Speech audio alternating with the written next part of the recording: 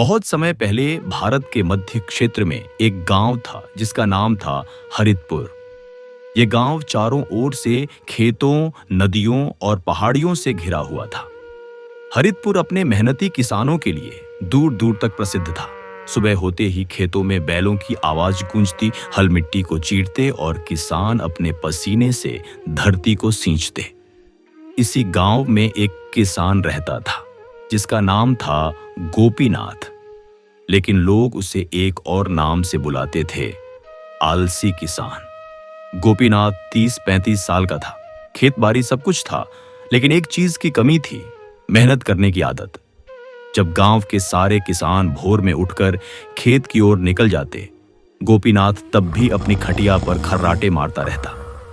उसकी पत्नी सुधा सुबह सुबह घर के सारे काम निपटाती, मवेशियों को चारा डालती, कुएं से पानी खींचती और फिर पति को उठाने की कोशिश करती।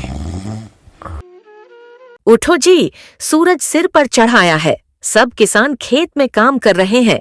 आप कब तक सोते रहेंगे? अरे भाग्य में जितना लिखा है उतना तो मिलेगा ही। इतनी मेहनत करके क्या होगा? किस्मत से ज्यादा कोई नहीं पा सकता। आप अपना काम समय पर कर लीजिए जी, इतना आलस मत कीजिए, वरना एक दिन बहुत पछताएंगे। अच्छा ठीक है, मुझे उठने तो दो। हाँ ठीक है, मैं खाना लगा देती हूँ। आप जल्दी उठ के हाथ मुंह धो के आ जाइए जी। इसके बाद खेतों में भी जाना है। सारा काम ऐसे ही पड़ा हुआ है। पूरे गांव में हमारे घर में देर से कम फसल आती है, वो भी आपके आलसीपन के वजह से। अब बस भी करो सुधा, सुबह होने से ही गाली मत करो। तुम खाना लगावो, में हाथ मुख धोकर आता हूं न। खाने में आज रोटी अचार ही है क्या? कुछ सब्जियां नहीं बनाया हो? मीठे मीठे सब्जियां, रोटी चवाल तभी बनाऊंगा, तब आप पैसा कमाकर लेकर दोगे। ये भी मैंने दुकान से उधार पर लेकर आया हुआ हूँ। अच्छा ठीक है, अब मैं खेतों पर जा रहा हूं और तुम घर के कम देखो। यह सुनकर सुधा चुप हो जाती, मगर उसके दिल में टीस उठती। वह जानती थी कि बिना मेहनत के कुछ हासिल नहीं होता, मगर गोपीनाथ को समझाना जैसे दीवार से सिर टकराने के बराबर था। गोपीनाथ की आलस्य की आदत पूरे गांव में चर्चा का विषय थी। जब वह दिन चढ़े तक सोकर गांव की गलियों से गुजरता, लोग उसे देखकर हंसते, बच्चे उसका मजाक उड़ाते और औरतें आपस में चुगली करती। देखो, वाही आलसी किसान आ गया। खेत है मगर कभी काम नहीं करता।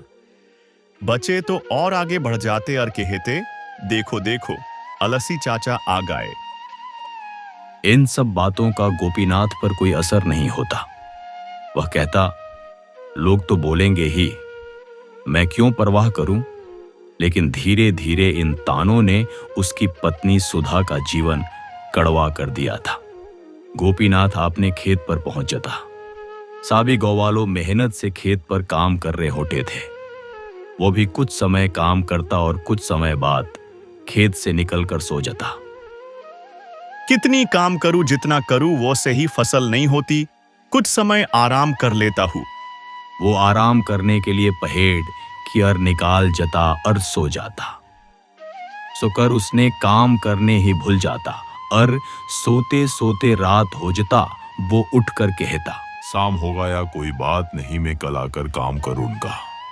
ये कहकर घर की ओर निकल जाता। सुधा दिल से मेहनती और ईमानदार थी।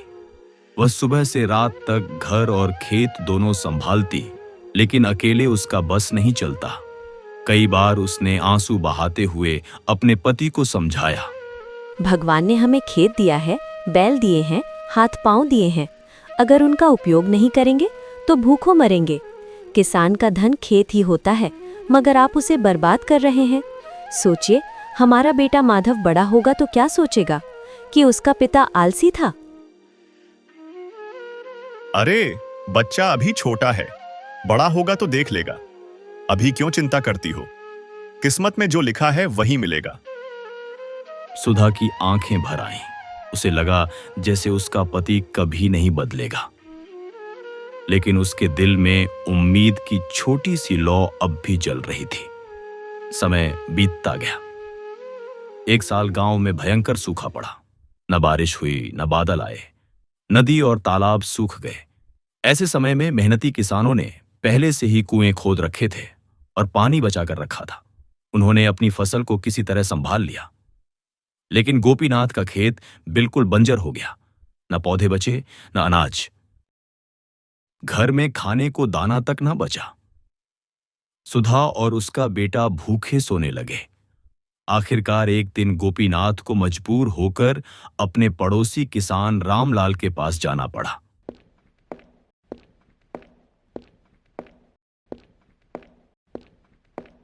भाई रामलाल, थोड़ा अनाज दे दो, वरना मेरा परिवार भूखा मर जाएगा। भगवान तुम्हें खुश रखेगा। गोपीनाथ, हमने तुम्हें बार बार समझाया, मेहनत किए बिना कुछ नहीं मिलता। देखो, हमने कुआं खुदवाया, पानी बचाया और मेहनत की, तभी हमारी फसल बची। तुमने क्या किया? हुक्का पिया और खाट पर लेटे रहे। खैर, इंसानियत के नाते मैं मदद करता हूँ, लेकिन याद रखना, इस बार लौटाना होगा। गोपीनाथ ने सिर हिलाया, मगर उसके मन में कोई पछतावा नहीं था। उसने सोचा, कर्ज तो कभी ना कभी चुक ही जाएगा। लेकिन सुधा ने उस दिन ठान लिया कि अब अपने पति को बदल कर ही रहेगी। कुछ ही दिनों बाद गांव के मुखिया धनपाल ने पंचायत बुलाई। चौपाल पर सब लोग इकट्ठा हुए। सभी की नजरें गोपीनाथ पर थीं। गोपीनाथ, तुम्हारा आलस्य अब पूरे गांव पर बोझ बन गया है। हर साल तुम उधार लेते हो और लौटाते नहीं। यह गांव मेहनती लोगों का है। अगर अब भी नहीं सुधरे तो तुम्हें गांव से निकाल दिया जाएगा। यह सुनकर पहली बार गोपीनाथ के दिल में डर बैठ गया। वह कांपती आवाज में बोला, मुखिया जी, मुझे एक मौका दीजिए। मैं अब मेहनत करूंगा, सच कहता हूं।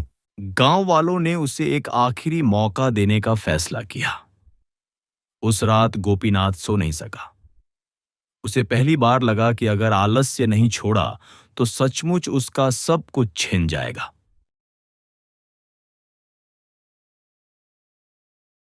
अगली सुबह पहली बार सूरज निकलने से पहले ही सुधा ने अपने पति को उठाया। वह बोली, चलो जी, खेत पर काम करते हैं, नहीं तो सचमुच हमें गांव छोड़ना पड़ेगा।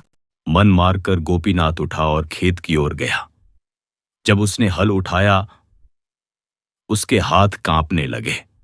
थोड़ी ही देर में हथेलियों में छाले पड़ गए। पसीना बहने लगा, सांसें फूल गईं।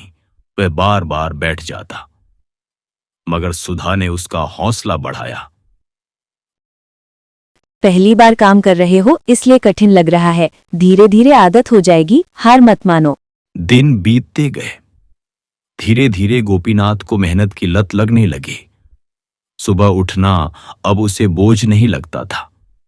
उसने समय पर बीज बोया, खरपतवार हटाया और नदी से पानी लाकर खेत की सिंचाई की।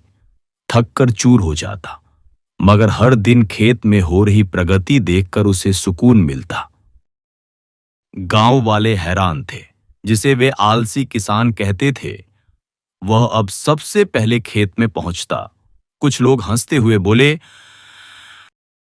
अच्छा है गोपीनाथ, अब तुम सही राह पर हो। मेहनत कभी व्यर्थ नहीं जाती। महीनों की मेहनत रंग लाई। गोपीनाथ के खेत में हरी भरी फसल लहलहाने लगी। सुनहरी बालियां देखकर उसकी आंखों में आंसू आ गए। उसने सुधा से कहा, सुधा, तुम सही कहती थीं। मेहनत ही सच्चा भाग्य है। आज पहली बार मुझे अपने खेत से प्रेम हुआ है। फसल काटने के बाद गोपीनाथ ने अनाज का भंडार भर लिया। इस बार उसे किसी से उधार लेने की जरूरत नहीं पड़ी। कुछ ही समय बीतते ही गोपीनाथ के घर पर एक व्यापारी आया और उसने फसल खरीदने की मांग की। गोपीनाथ, बहुत अच्छे फसल उगाया हो तुमने। इस बार गांव के सबसे अच्छा और ज्यादा तुमने फसल उगाया है। हाँ सेठ जी, इस बार मैंने बहुत मेहनत किया था। ठीक है भाई, तुम वो सा ही मेहनत करो, मैं तुम्हार फसल लूंगा, उसके बदले मैं तुम्हें अच्छे कीमत दूंगा। इस बार उसे किसी से उधार लेने की जरूरत नहीं पड़ी। गांव वालों ने उसकी तारीफ की। पंचायत में उसने सबके सामने कहा, भाइयों, मैंने आलस्य कर अपनी जिंदगी बर्बाद की थी, मगर अब समझ गया हूं, मेहनत ही जीवन का असली धन है। आलसी व्यक्ति कभी सुखी नहीं हो सकता।